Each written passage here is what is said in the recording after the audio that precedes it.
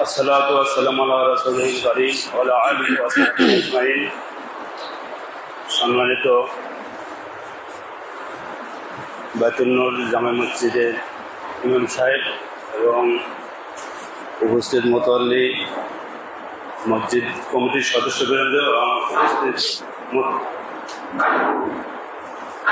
উপস্থিত ওলামায়ে কিরাম, মুসল্লি ভাই এবং মুরব্বীরা, আসসালামু আলাইকুম ওয়া রাহমাতুল্লাহি ওয়া বারাকাতুহু। আপনারা সবাই ভালো আছেন? আসলে আমার পরিচয় ভাই দিয়েছে, পরিচয়ে কোনো কাজ হয় না। আমাদের বাংলাদেশে বেশিরভাগে জায়গায় মানুষ বংশের পরিচয় দেয়, নিজের পরিচয় দেয়। আমরা তো মুসলমান পরিচয় দেই। আমাদের মধ্যে মুসলমানের যে আমাদের দায়িত্বগুলো, কর্তব্য, মহান রব্বুল আলামিন আমাদেরকে যে জন্য সৃষ্টি করছেন, আমরা এর কতটুকু কাজ করি? নাম দিয়ে যদি কাজ হইতো, একটা লোক অন্ধ, তার নাম তো নজরে রাখলে সে তো চোখে দেখতে পারত। একটা লোক মনে কর পঙ্গু, তার নাম যদি হিম্মত আলী রাখা যেত, তাহলে সে তো উঠে দৌড় দিতে পারবে না। তো আমরা মহান আল্লাহ রাব্বুল আলামিনের কাছে শুকরিয়া আদায় করছি, আমাদেরকে মুসলিম জাতি হিসেবে এবং শ্রেষ্ঠ নবীদের মধ্যে শ্রেষ্ঠ নবী তার উম্মত হিসেবে আমাদেরকে দুনিয়াতে প্রেরণ করছেন। এই জন্য আমরা মহান রাব্বুল আলামিনের কাছে শুকরিয়া আদায় করছি। সবাই বলে আলহামদুলিল্লাহ। আমার ইমাম সাহেব বেশ কিছুদিন আগে আমার বলতেছে, আপনাদের মসজিদের মুতাল্লি সাহেব, ওনার সাথে কথা বলছি, সেক্রেটারির সাথে কথা বলছি, আমি ব্যস্ততার কারণে সময় দিতে পারি নাই। এই জন্য আমি আপনাদের কাছে আন্তরিকভাবে দুঃখিত। চেষ্টা করব আমার যে প্রস্তাবটা দিছে, আপনাদের এই রাস্তার কাজের দায়িত্ব কিন্তু আমাদের না, তবে চেষ্টা করব। আমি আন্তর্জাতিক মানবাধিকার কমিশন ISRC বাংলাদেশ এর অতিরিক্ত মহাপরিচালক।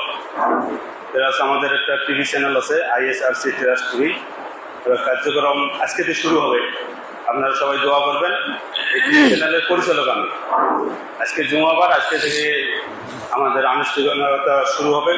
আগে ছিল, মাঝখানে কিছুদিন আমরা বন্ধ রাখছিলাম, আমাদের কিছু কার্যক্রম বাকি ছিল, লোক নিয়োগ দিলাম, তারপর নতুন একটা রুম নিলাম এডিটরের জন্য। এই জন্য আমাদের একটু লেট হয়েছে। এর ব্যস্ততার জন্য আপনাদের এখানে সময় দিতে পারি নাই, এই জন্য আপনাদের কাছে আমি ক্ষমা করে দিই। আসলে আজকে যেহেতু ইমাম সাহেব আছে, জুমাবারের দিন, আমি আপনাদের আজকে গুরুত্বপূর্ণ সময় নষ্ট করব না। আমি আপনাদেরকে একটা আশা বা আপনাদের কাছে একটা আশা নিয়ে আমিও এসেছি, এবং আপনাদের কমিটির পক্ষ থেকে আমাকে ডাকছে, একটা আশা নিয়েই ডাকছে।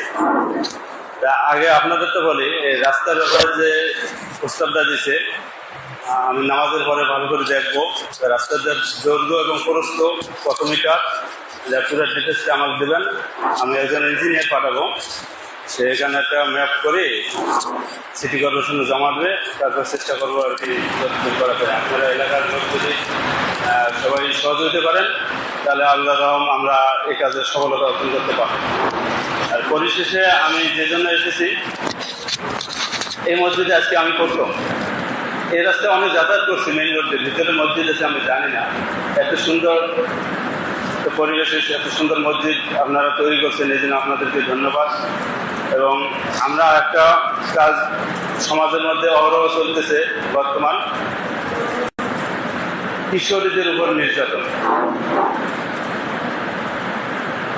প্রায় দেখা যাচ্ছে 8 বছর 10 বছর নিচে মেয়েরা ধর্ষিত হচ্ছে। এর মূল কারণ হচ্ছে